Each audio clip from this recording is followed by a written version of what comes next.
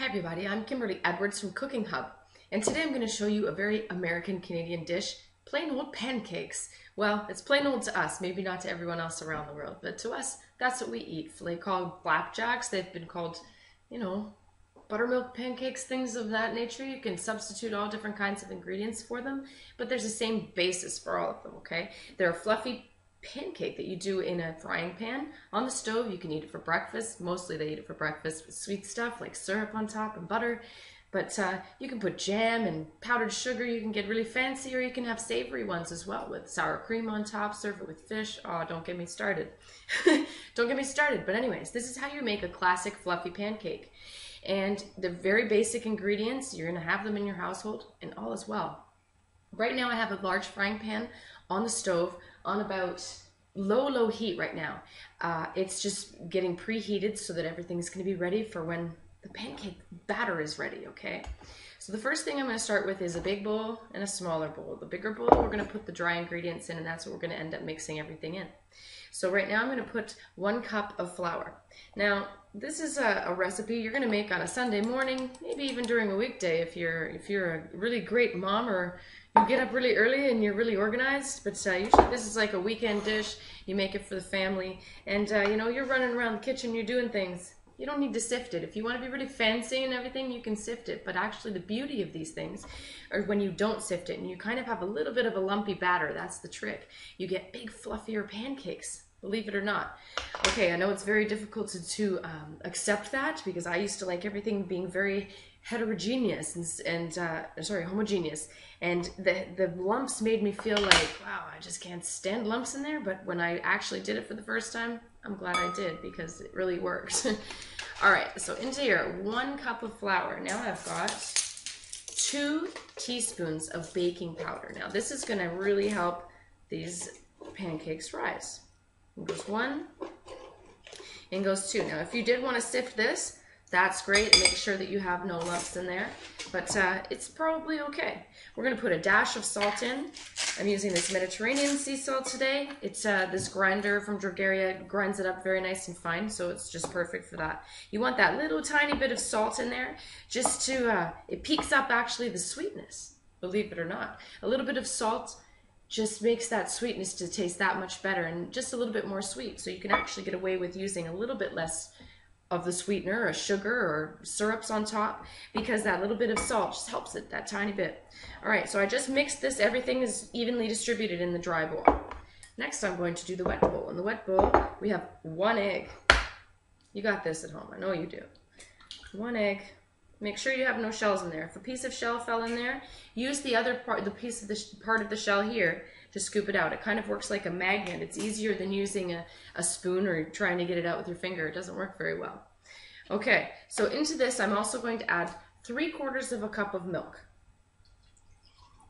Now you can add 1/4 of a cup of water, or what I like to do, just for a little bit more flavor, we always have tea. I make a lot of tea, and we end up having a lot of cold tea or lukewarm tea that's sitting around. That's just, it's made, it's fresh, but it's just cold now. And I usually use that for baking or for cooking, just for that extra little liquid instead of using water, because it has just that little bit more flavor. In that goes, and in goes 1 teaspoon of vanilla. This is real vanilla extract. Please use real vanilla extract. The artificial vanilla, it smells like it looks like it tastes like it, but it's not. It's a chemical. It's a byproduct of making paper. Do you want to eat that? I don't think so. Please, please, go on and get the real stuff, the real vanilla extract. Okay, so I'm just going to whisk these ingredients together so I can break this egg up and make sure that the wet ingredients are all mixed through before I add them to the dry ingredients. Okay, now work up your nerve to enjoy lumps in your pancake batter, because that's what you're looking for in this kind of batter. If you're making a crepe batter, a French crepe batter, or we're a German family, and we make crepes, and our crepes are very smooth, but they don't fluffy and they don't rise, right? So in goes half of that, and these are pancakes that are supposed to rise. So this is this kind of recipe. So you're just going to mix that through just enough, and then you're going to add the rest of that wet bowl, and then you're going to mix it as evenly as possible, but leaving still a few lumps. That's okay. You don't want giant lumps. Lumps maybe, you know, half the size of a pea, that's all right. You don't want a ton of them either, but you don't want to be like, you don't want to blend this. Like, you don't want to get a blender, you don't want to get that whisk. Resist the urge. It's gonna be okay, I promise. I promise, I promise. As scary as it may be in the pan to watch, it's gonna be okay. All right, so that's nicely mixed through. I've got a nice bit of lump and all as well. It smells fantastic with that real vanilla. Makes a difference, guys. Little things you use, like the salts, the peppers you use, really makes a difference. This, for instance, this Dragaria pepper or salt I used, that's from Koala First Foods. I got it online. I didn't get it at my grocer, unfortunately. Sorry, but online you can get it at Koala First. They have a whole ton of stuff over there. So I'm going to bring you over to my stove top. Bring your measuring cup, your 1 cup measuring cup with you, because it's already dirty. So here we go, here we go, here we go. You're going to watch. Over here I have my heated pan. It's heated and I have some butter, okay? You gotta use butter. Well, I guess you don't have to. You can use oil if you want. Use a canola oil, something that doesn't have a whole lot of flavor, because you don't want to take away from this. Into my pan, I'm going to put about probably a tablespoon of butter. And I'm going to go grab a brush right quick. Okay. I like to use these brushes because you can really maximize the use of your butter. Instead of just having a big clump there and you're kind of trying to spread it around, this really helps you move it around and you kind of use a little bit less butter. Saves you calories as well as money. So, this is all buttered up, ready?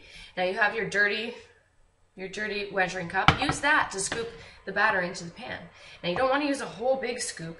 You want to try and probably get in a large pan like this, you're going to probably get 3, and you're going to do it in a triangle position to try and get them as far as possible away. So you have to aim in the pan where you want it, allow it to spread out smoothly to the edge, and then you start another one. You do the same thing. It spreads out pretty rapidly. But be careful, you're alright, don't be scared. And if they're misshapen, who really cares? I mean, it's your family, big deal. It's gonna be okay. I'm sure they'd rather you in the kitchen making pancakes that are misshapen than to make perfect stuff all the time and not really get in the kitchen to do it. So, now, what I am looking for, my batter is in the pan. I can hear it sizzling, it's lovely. I'm turning it up to about medium heat now. What I'm looking for are bubbles. Now I'm going to look for a big, kind of like, I guess, half pea-sized bubbles that are going to come through the top. And as soon as that happens, you know it's time to turn over your pancake. That's how you know. The edges kind of get a little bit harder, and then you get these little bubbles. And when the bubbles are ready, you pop it over. And you can use a flipper like this, or you can use a spatula or something. So I'm going to show you that when that starts bubbling. Okay, I'm showing you the bubbles. See the bubbles forming? I don't know if you can tell. There they are. See the bubbles forming on the top? That means they're ready to be flipped over. Those are the bubbles I'm talking about. I guess they're kind of pea-sized. Slightly pea-sized. And I'm just going to take one of these guys and I'm going to flip it. Be brave. Don't be scared. You're going to take it. Be gentle though. I don't want you just like flipping it over like crazy. And you're going to go like this. Boom. And flip it over. You have a beautiful brown on the one side. They're lovely. Flip them over. Delicious. These are going to be awesome. Alright. And there you go. I will show you these guys when they're done. Alright, these guys are ready. Onto the plate they go. They look awesome. Hold on, you need butter. Here's some more butter. Wait, I need something to get it on here. Here's some more butter. Ooh, you don't need that much. Maybe a pat or two here and there. This is mine anyway. It's going to be so good. Oh, there we go. Come on now. And I have some warm syrup. Maple syrup, of course. Canadian maple syrup. And so there they go. That's a flapjack for you. Here, grab a fork, a knife. And I'm gonna tell you what these guys are like. Here we go. They're probably super hot.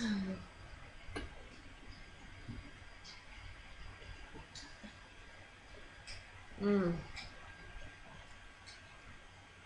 They're buttery, they're fluffy, a little bit of salt, you can taste it. It's kind of a, je ne sais quoi. Oh, it's so good. That's what these guys look like. All browned up and pretty. That's how you make classic fluffy pancakes. Very American Canadian of us. Well, Canadian today because we have Canadian maple syrup, of course.